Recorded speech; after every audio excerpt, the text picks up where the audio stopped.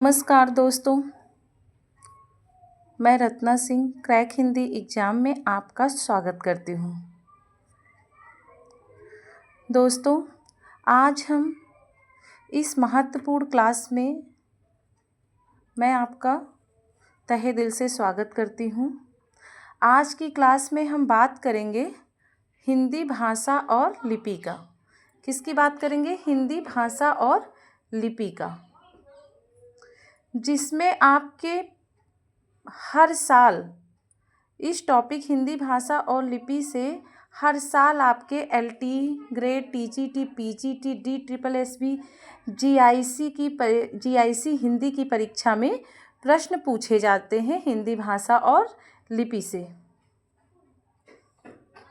अब देखते हैं, तो आज हमारी क्लास है हिंदी भाषा और लिपि, जो LT grade, TGT, PGT, DSSB, GIC आदि परीक्षाओं के लिए उपयोगी है। तो अगर आप टीजीटी, पीजीटी, एलटी ग्रेड की तैयारी कर रहे हैं और बार बार रिपीट होने वाले प्रश्नों को छोड़ना नहीं चाहते, तो यह वीडियो आपके लिए काम की है। बहुत ही महत्वपूर्ण है। हिंदी भाषा और लिपि के बहुत ही महत्वपूर्ण प्रश्न हैं जो आप हर बार पेपर में पूछते हैं। तो चलिए आज शुरू करते हैं आपका आज का टॉपिक भाषा और लिपि, जो परीक्षा की दृष्टि से बेहद ही महत्वपूर्ण है। और दोस्तों, ऐसे ही महत्वपूर्ण टॉपिक के लिए आप चैनल को सब्सक्राइब कर सकते हैं। तो स्टार्ट करते हैं आज का आपका पहला क्वेश्चन। तो आज का आपका पहला प्रश्न है कि हिंदी भाषा का विकास किस काल में हुआ माना जाता है? तो बताइए, हिंदी भाषा का विकास किस काल में हुआ माना जाता है? तो आपका उत्तर होता है 7वीं से 10वीं शताब्दी के बीच हिंदी भाषा का विकास माना जाता है। अब आपका प्रश्न संख्या 2 है कि हिंदी शब्द की उत्पत्ति किस भाषा से हुई है? तो बताइए, हिंदी शब्द की उत्पत्ति किस भाषा से हुई है? तो आपका उत्तर होता है फारसी। हिंदी शब्द की उत्पत्ति किस भाषा से हुई है? फारसी, जो हिंदी प्लस ई से बना है हिंदी। प्रश्न 3 है, हिंदी किस भाषा परिवार की भाषा है? तो हिंदी किस भाषा परिवार की भाषा है? तो आपका उत्तर होता है आर्य इंडो आर्यन भाषा परिवार से हिंदी भाषा परिवार की भाषा है। ठीक, हिंदी किस भाषा परिवार की भाषा है? तो इंडो आर्यन भाषा परिवार। ये सब पेपर में पूछे जाते हैं आपके एलटी ग्रेड, टीजीटी, पीजीटी में। ये रिपीटेड प्रश्न हैं, आए हुए हैं। आपका प्रश्न संख्या 4 शुरू करते हैं कि हिंदी भाषा में सर्वाधिक शब्द किस भाषा से आए हैं? तो हिंदी भाषा में सर्वाधिक शब्द किस भाषा से आए हैं? तो आपका उत्तर होता है संस्कृत। हिंदी भाषा में सर्वाधिक शब्द आपके किस भाषा से आए हैं? संस्कृत भाषा से आए हैं। आपका प्रश्न संख्या 5 है कि हिंदी किस अपभ्रंश से निकली है? बहुत ही महत्वपूर्ण प्रश्न है। तो हिंदी किस अपभ्रंश से निकली है? तो आपका उत्तर होता है सौरसेनी अपभ्रंश से। हिंदी सौरसेनी अपभ्रंश से निकली है। अब आपका प्रश्न संख्या 6 शुरू करते हैं कि हिंदी की वर्तमान लिपि कौन सी है? तो बताइए, बहुत ही आसान सा प्रश्न है कि हिंदी की वर्तमान लिपि कौन सी है? तो हिंदी की वर्तमान लिपि उत्तर होता है देवनागरी लिपि, जो है हिंदी की वर्तमान लिपि है। अगर आपको ये वीडियो पसंद आ रहा है तो आप ये क्वेश्चन को नोट डाउन कर सकते हैं। प्रश्न संख्या 7 है, देवनागरी की उत्पत्ति किस लिपि से हुई मानी जाती है? तो देवनागरी की उत्पत्ति किस लिपि से हुई मानी जाती है? तो आपका उत्तर क्या होता है? ब्राह्मी लिपि से देवनागरी की उत्पत्ति मानी जाती है। अब प्रश्न संख्या 8 है कि देवनागरी लिपि को वैज्ञानिक लिपि क्यों कहा जाता है? बताइए, देवनागरी लिपि को वैज्ञानिक लिपि क्यों कहा जाता है? तो आपका उत्तर होता है क्योंकि यह ध्वनि पर आधारित है। देवनागरी लिपि किस पे आधारित है? ध्वनि पर आधारित है, इसलिए इसको क्या कहते हैं? वैज्ञानिक लिपि कहते हैं। अब प्रश्न संख्या 9 है और पेपर में आए हुए प्रश्न है ये कि ब्राह्मी लिपि को पढ़ने का श्रेय किसे जाता है? बताइए, ब्राह्मी लिपि को पढ़ने का श्रेय किसे जाता है? तो जेम्स प्रिंसेप को ब्राह्मी लिपि का पढ़ने का श्रेय जाता है।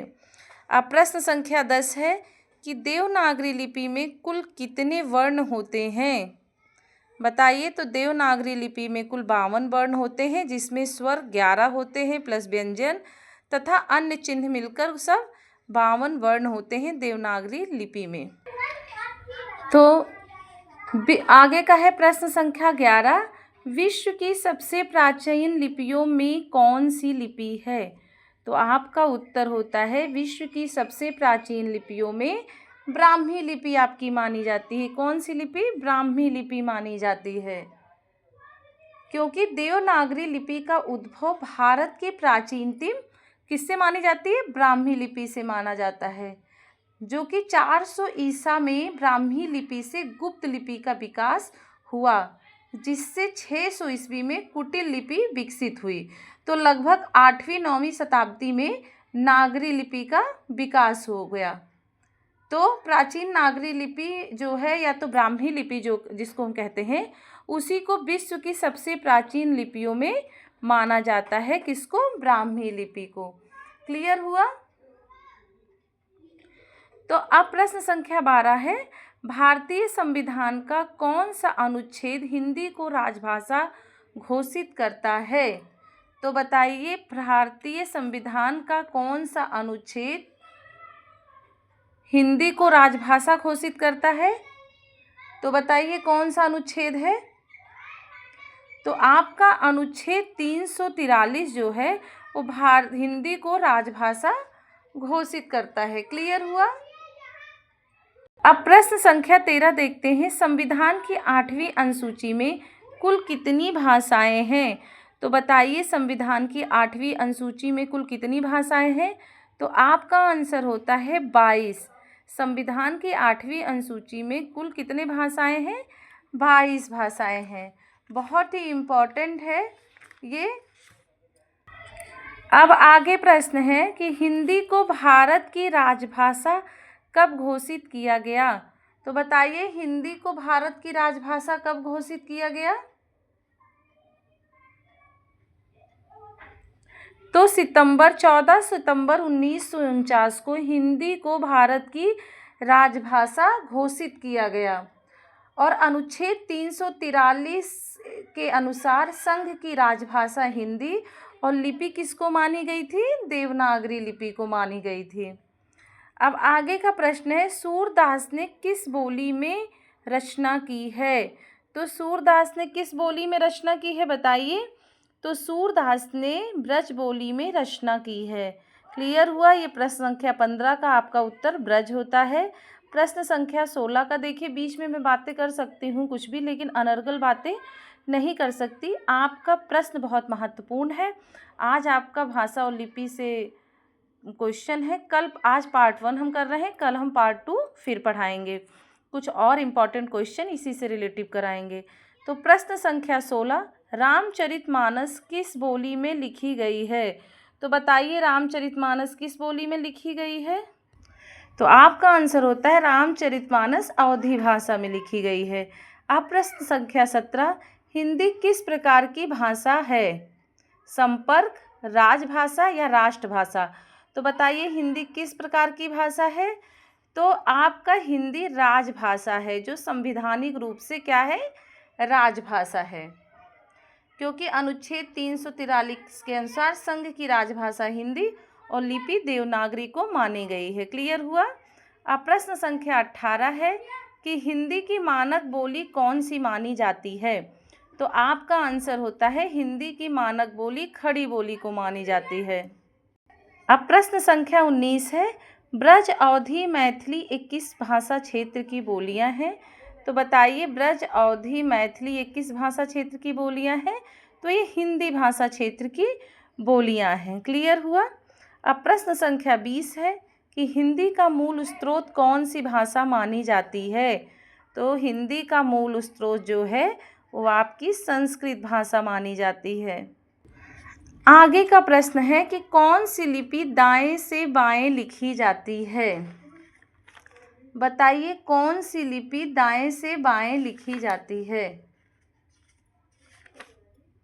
तो आपका जो उर्दू है वो दाएं से बाएं लिखी जाती है। क्या लिखी जाती है? दाएं से बाएं लिखी जाती है। क्लियर हुआ? और अगर पूछ लिया गया बाएं से दाएं कौन सी लिपि लिखी जाती है, तो देवनागरी लिपि लिखी जाती है।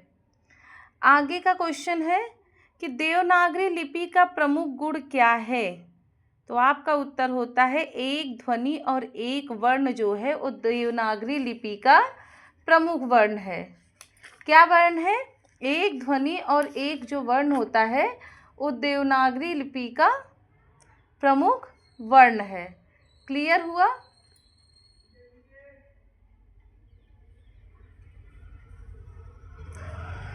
अब आगे का क्वेश्चन है देवनागरी लिपि में स्वर कितने होते हैं?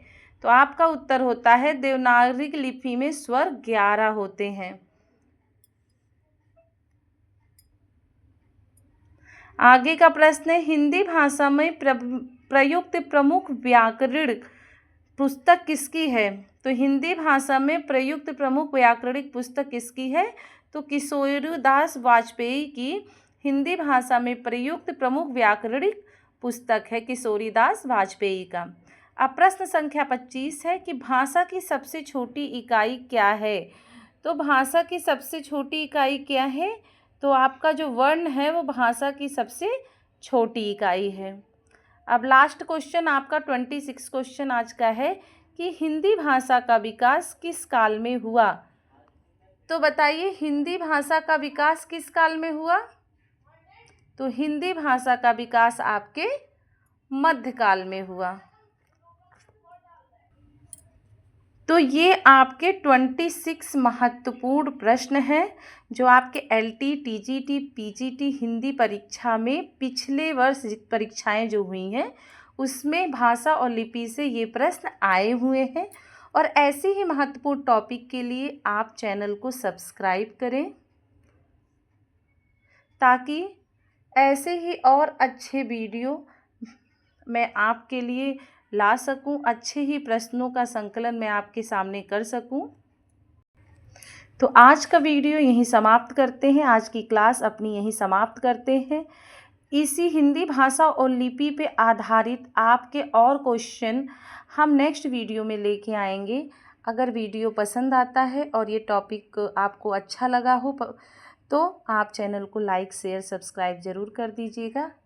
तब तक के लिए नमस्कार, धन्यवाद।